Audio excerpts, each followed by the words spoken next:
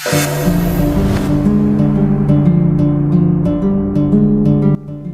guys, it's DC, and welcome to the Soap Sanctuary where all soap lovers are welcome. This is my Young and The Restless YNR review, the games people play. Merry Christmas and Happy Holidays, guys.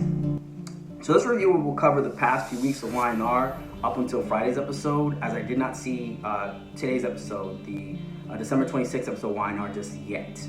When I was watching YNR the past few weeks, I was like, wow, there's a lot of games that everyone is kind of playing on here, right?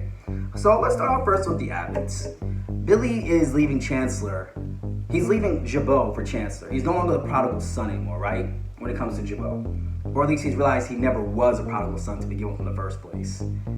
I think this is a smart move on Billy's part, because I think what Billy's starting to finally realize is that no part of this legacy is going to go to him. This is Kyle and Harrison's legacy, right? In every family business or in every family, there is a legacy, and there's parts of the legacy that other people can get, but everybody can't get the legacy.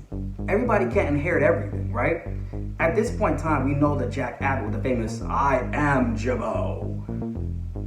Kyle and Harrison are set to inherit everything. And I've said this in multiple videos before. Maybe Allie, she might get a snippet here and there, a little bit of a crunch, right? But Ashley, Billy, Tracy, Abby, Dominic, they're all just here for the ride. That's how I feel personally. And it makes sense for Billy to go over Chancellor because Jill is a top dog over there. We see Billy speaking with Jack last week, telling him like, you know, I always feel like I'm always gonna have to prove myself to you. It's I don't know when it'll ever be enough, right? And that could be exhausting after a certain point in time, where you're constantly, like, you have to constantly prove yourself to someone, prove that you're worthy enough. And yes, you made mistakes, but when does my mistakes feel atoned for? And maybe that has something to do with Jack, but everything to do with Billy, right? But he knows that chance of winners, with Jill being the top dog, there's already a place for him at the table. He doesn't have to fight for it, right? He came in off the bat co-CEO. He didn't have to fight for that spot over there. And obviously there's a grace that your parents have for you that your siblings may not. Right? Your siblings love you, right? But there's a grace that your parents have. You came from your parents, you know, you came from their loins. They nurtured you, they raised you. Siblings don't, depending on the situation, usually don't raise other siblings, right? They're watching you get raised as they're being raised too. There's a different sense of loyalty that they feel to you, right? So I appreciate that Billy's finally getting that chance to do that, because you don't want to constantly still have to be fighting for that, honestly, the whole entire time. So when Billy was just like, you know, I feel like this is triggering me and my gambling addiction, and it's reminding me of high stakes and all this other stuff, or is it really the fact that, you know what, like, I want to go to a place where I feel adequate, because I can't feel that in Jabot. I can't, and I don't want to keep fighting for this. Now, I will say that Jack is not a toxic patriarch the way Victor is. Victor pits his kids against each other like Hunger Games, right? Who will fight to the death. But Jack is not like that. But at the same time, I think Billy's like, I'm done. I'm exhausted. You know what I mean? He can already see there's no really place for him here anymore, especially with Kyle and Diane in the mix. I get it. Speaking of Kyle, I couldn't help but wonder this whole time watching YNR, like, whose side is Kyle actually on? You know? I know it seems like he's really working for the Abbotts in the day and helping them out with Tucker, but I was wondering, whose side is he on? When he released that article on Tucker, he told Audra that he made sure her name was redacted, which shows his love and his care, his concern for her. The only problem is that paints a target on Audra's back. Not only will Tucker know now that Kyle is really betraying him, but he's not going to think that Audra's in cahoots with him, right? Tucker doesn't trust anybody, but he trusts Audra. That is the only person that he still trusts at this point in time.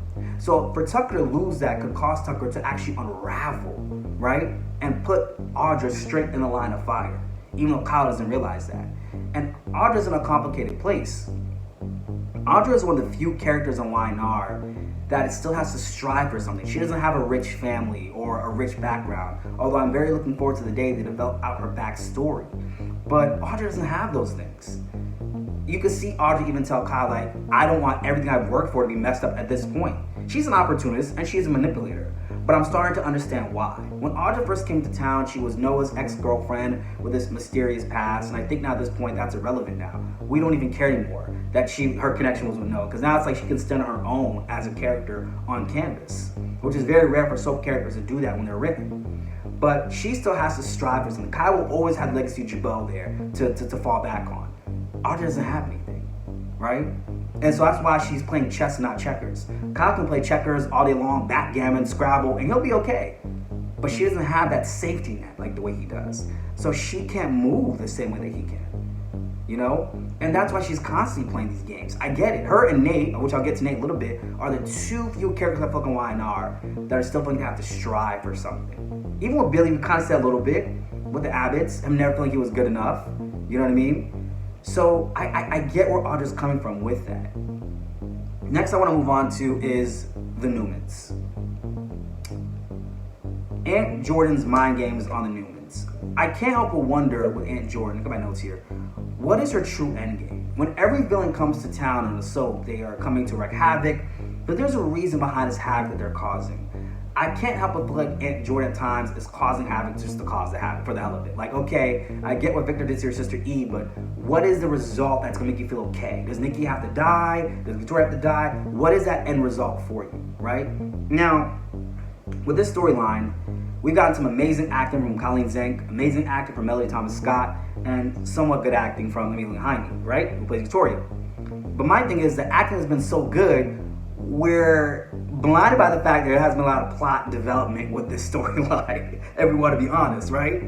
Because I'm wondering in my mind, who is Claire going to be destined to be on the show? That's what I'm wondering as I'm watching the storyline, right? Haley Aaron, who plays the character of Claire, I feel she's gotten the short end of the stick on soaps in her last two roles, where she played Abby, recast Abby in YNR, and then a recast Kiki on General Hospital. And coming in as a recast, it's a lot of big shoes to fill. But her coming in as Claire was almost like an original character that she got to play, that she got to make her own. Now, this is my biggest thing and my concern with the character of Claire. Claire came in one week and was Nikki's new assistant, and the next thing you know, they were kidnapped the next week. This storyline was very rushed. I don't know if anybody feels that way. I don't know if because during the writer's strike, this is what they had planned and they couldn't get it to that point. Because if you notice, a lot of times with the writers in the writer's strike, they were developing out the character's thoughts, they would have a lot of flashbacks. I was okay with that. Because I'm like, YNR was smart. Instead of trying to just see what they can throw at the wall and make it stick, like other soaps that revolve around a hospital upstate New York, they're like, you know what, let's take this time to really develop out our characters, develop out their thought process, get a chance for our viewers to get to know them more intimately. But with the story of Claire, it was rushed, right? She came in one week as assistant, next thing you know, they were kidnapped. I don't really even feel like I know who Claire is just yet. I feel like I'm getting to know Aunt Jordan, I'm getting to know maybe even Cole, but who is Claire exactly? I didn't get a chance to really connect with her. Most soaps would have taken months to have told this story, right? And then have the kidnapping take place. But it was done like in a New York minute, you know what I mean? I don't really know who Claire is. I haven't gotten a chance to connect with her as a character yet. Which brings me to the next point. Cole's involvement with this storyline. While needed, since Claire is his daughter, it falls flat for me in the storyline with Cole. Because maybe it's probably because the actor isn't staying, but he's needed for like the inception, the inauguration of the storyline. But my whole thing is that I don't think we're getting enough of Cole's POV on this. This is your daughter that you miscarried with Victoria. Eve is your mother, and Jordan is your aunt. How do you feel? We got one little snippet of a scene when they were at the hospital when he was talking to Claire, just the two of them. And it made me realize, like, we don't have enough of his POV. We have Victoria's, we have Nikki's, but what about Cole? How do you feel? This is the daughter that you thought you lost all those years ago. Does it make him wonder what could have been between him and Victoria? Like, are we going to explore this, writers? Or is he just here for a little bit, and then once Claire is okay, he's going to be saying, oh, I have to go back to work out of town, and then he's going to be off screen forever and ever, amen, at that point. And then whenever Claire will mention him, it'll just be like, yeah, I got to call my dad Cole. A quick reference. That's my concern with this. Where are they taking Cole's character? Has anybody even wondered that this whole time? What about Cole? I get Victoria, I get the Newmans. We'll have their point of view, their POVs all day long. We'll have their point of view forever and ever, amen. There's no question about that. But what about Cole? What about him? These are questions I'm asking the storyline. The storyline is very rushed. I want to know, what is Aunt Jordan's endgame? What are you actually after? Colleen Zink is an amazing actor, so the acting is distracting me a little bit, but I can still see there's some things here that need to be developed out that weren't as developed. What is the endgame here? Right? What is the end game that you have in mind? Because We just got from Victoria breaking up with Nate and then right into the storyline. And you know what's happened during this time, right? The writer's strike ended and we went right into this. Is that a coincidence? I don't know. I could be wrong. Maybe it ended before this. Maybe the storyline was already written as the writer's strike was going on. I don't know. But next thing I want to go on to is Phyllis. Working for Tucker, wanting to be her own woman. Now, Phyllis is always wanting to be seen as a force when she's usually controlled by one, right? I look at this with Phyllis is that she's always being controlled, under the control of a man or a woman. And not literally. I feel like she puts herself under that control, right? She believes there's a control there that doesn't really exist. So it's almost like she's fighting against something that's not always necessarily there. I feel like most times she's fighting against herself. So if we're looking at the in-between with Danny Ramalati, his reckoning or his return as you want to call it, right now Danny is, not Daniel, but Danny. Danny is the one man who can see Phyllis for her humanity at the moment and not her mistakes. And let's be real, who was the man that was able to see that for the longest time in Phyllis? Jack Abbott. He was the man that was able to see Phyllis for humanity and not her mistakes. But now, Jack has washed his hands of her. He's done. Danny sometimes helps Phyllis fathom who can I be without the schemes or the plans, right? He's helping her fathom that right now. But the problem is Phyllis's lack of accountability. Michelle Stafford plays vulnerability so well in Phyllis. I'm wondering how much of this doesn't stem from real life, you know? But the thing about it with Phyllis is that Phyllis is also like it's somebody else in her way. If it wasn't Christine, it was Sharon. If it wasn't Sharon, it was Diane. If it was Diane, it was Avery. But I think the true person that's truly in Phyllis's way is herself. She was telling her daughter Summer, I'm so tired of always having to like prove myself to this town. You know that I'm a good person. Her daughter said, well, you put yourself in a situation. This is what happens when you fake your death and you try to set somebody else up for the fall. Nikki and Ashley realized their beef against their debt against Diane was like getting to a different kind of place. Like, yeah, let's go ahead and bow out because it's not good for our mental health. But Phyllis is like, no, I'm still all in. And you tanked yourself in the process. You tanked yourself in that process. You decided to have all your kids believe you were dead just to get back at Diane. Phyllis has got a lot of work to do, right? I feel like Christine represents to me, for Phyllis, that part of Phyllis that she doesn't want to face, that part of her that is insecure, you know? That part of her that feels like she wants Danny, right? Now that Christine is back in the picture. And it's crazy that Christine has a better relationship with Phyllis's kids than Phyllis does. This is like her worst enemy. But she set this up. So my question is for Phyllis is, when do you get the chance to evolve past that? That's always what I'm wondering with the character of Phyllis. Moving on to Chance of Winners. Mamie as the matriarch is something they desperately needed. Because every family needs a head, or it's like a chicken with its head cut off, right? You need something to connect them. And the Winnerses, Hamiltons, Chancellors, Johnsons, Barber clan. They did not have that for the longest time. And every time Mamie's on screen, I feel that connection. I feel that with Mamie. She shakes things up. She gives that spice. Because Devon doesn't give a damn about the family. He doesn't. Quick aside for a moment, Devon to me just feels like this type of person. Like, he doesn't care. He's very judgmental. He thinks he's above it all. Ever since he got that chance of money. And in my mind, I'm like, do you not remember where the Winners family picked you up from? The gutter? You know what I'm saying? Do you not remember where that got you from? Not saying he has to be like, oh, little old me. You know what I mean? Thank you for having mercy on me, Winners family. But it's like, I feel like Devon forgets where he comes from. He's a very dismissive character. I don't know if you guys noticed this. Now, Brian McClure's a good looking man, okay? So I've been tolerating Devon. But his character is very dismissive.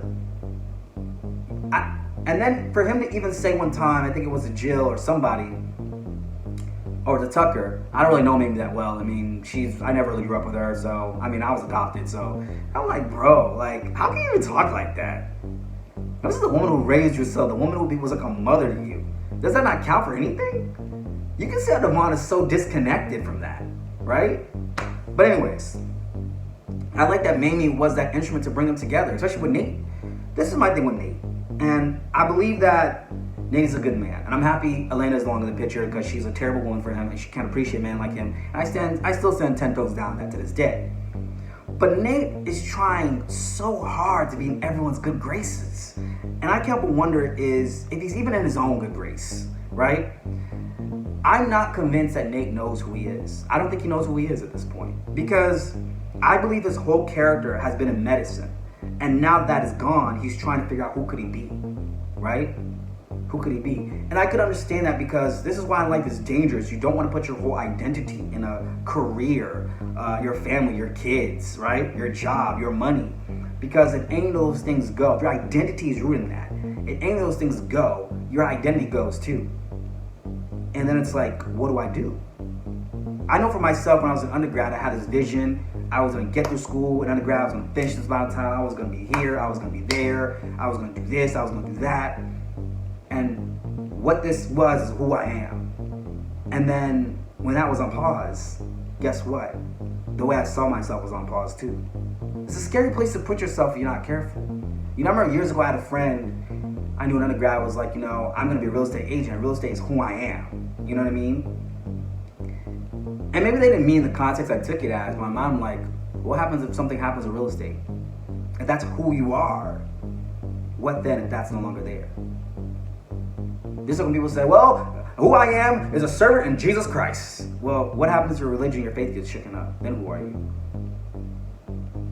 And I don't know if people ever sit with those questions sometimes, right? That's why now in grad school, I'm striving for a goal. I'm working my way. I'm doing my thing, right? But I'm not going to allow an event in the future to determine I can be okay with myself. I can be okay with myself and happy with myself and happy with my life right here, right now. There's not, my happiness isn't post-dated for the future. Do you see what I'm saying? My contentment isn't post-dated for the future. It's a scary place to put yourself. Now, with Nate, back to Nate though, he doesn't know who he is. And I've been there. I think that's why I empathize with Nate so much, because I see so much of myself in Nate. I really do. I see a lot of myself in Nate. But unfortunately, he's sabotaging himself and others in the process. All right, moving on to Lily and Daniel. Lily knows Daniel from his past and what he's done and who he's become. A man will always prefer the person who sees him as a victor than a victim, right? Heather is known to all of Daniel's mistakes, right? But Heather, she's playing her own game too. We're gonna get to that in just a moment. She's playing her own little game too. But everybody wants to be with somebody that sees them as strong and capable and competent.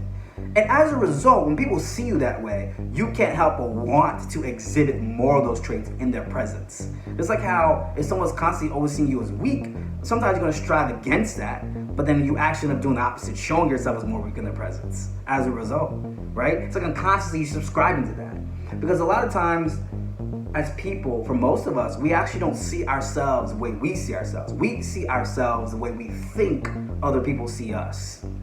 Isn't that weird? Right? So, here's the thing. Heather's playing her own game. She wants Daniel on standby in case no other venture works out. That's what I believe. Because there was a time that Heather was dating some man in Peru or something like that, or Brazil, and when it didn't work out, she's like, okay, let me see what's up with Daniel. Daniel is her failsafe, but Lily interferes with the one stable thing that she can count on. She interrupts that for her, right? That's why you saw them a few weeks ago, like, yeah, I didn't want to stay overnight here with, Lucy. But yeah, how are you, Lily? And I was like, oh, I'm doing good. Yeah, Lily's a nice girl, but she's got that spark. She's got that spunk. She's ready for you. She's ready for you, if need be. Lily can be that chick for you. Here's the thing in life. We always seem to want something all of a sudden when other people want it. It creates value, right?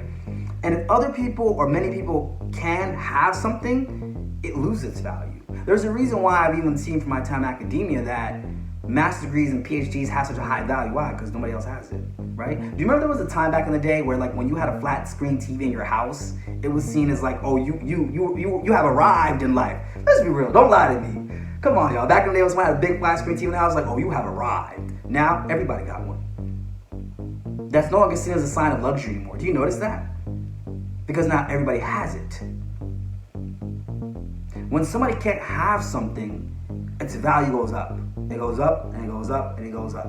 But the moment everybody can seem to have something, a lot of times value goes down, down, down, down. James Brown. So when Daniel was at her beck and call, she wasn't interested. Now that he's got Lily and he's moving on, now all of a sudden Heather's interested again. Like, I'm ready to put this family back together. You can see Heather's plotting behind the scenes. You can see she's plotting. She's plotting behind the scenes. Now she's got value. This is why a lot of times people are in relationships, once you could be with someone for years and they don't appreciate shit about you. But then once you move on, it's like, oh shit, like you moved on, maybe it wasn't that bad. Maybe you weren't that bad of a person. Maybe I could have done a little bit more. Maybe I could have taken you on more dates. All of a sudden the perspective changes, right? Perspective changes a little bit, depending on the situation. Right? But here's the thing too, we gotta keep in mind, right? What's easily attained is not given high worth in the eyes of men. Unfortunately, when I say men, I'm talking about mankind. But it's not easily given high value in the eyes of men, right? Because we always secretly admire and revere those who can do and have the things that we can't, right? There's a value we place on those people. And right now, Heather and Daniel are in a place where she can't really have Daniel. Well, she still kind of has him. She still kind of has him a little bit. But now, she has competition. That didn't exist for the longest time for those two. But now she got competition. And now she's like, oh shit, well, Daniel wasn't that bad of a father. He's doing well. He's doing better now. And I think, now all of a sudden her mind is changing. Yeah, we see you, sis. I see you. Heather is playing her own game, guys. But anyways, guys, this is my why not review the games people play, guys. Guys, I work very, very hard on these videos. I take the time to edit them, do all this stuff, produce them. If possible, please, if you enjoy this content, please like the video. And if you're a new subscriber, please subscribe. I know I was rambling. As one subscriber put it with my videos, I was rambling. But if you like this content, guys, please definitely like. And also comment in the videos. It's good for the algorithm, but also what your comments do is it allows me a chance to understand how you guys perceive and feel about my videos. And also gives me a chance to interact with you guys as well, since I don't do as many live feeds as I used to. But anyways, guys, that is my why not review, the games people play. I'm out.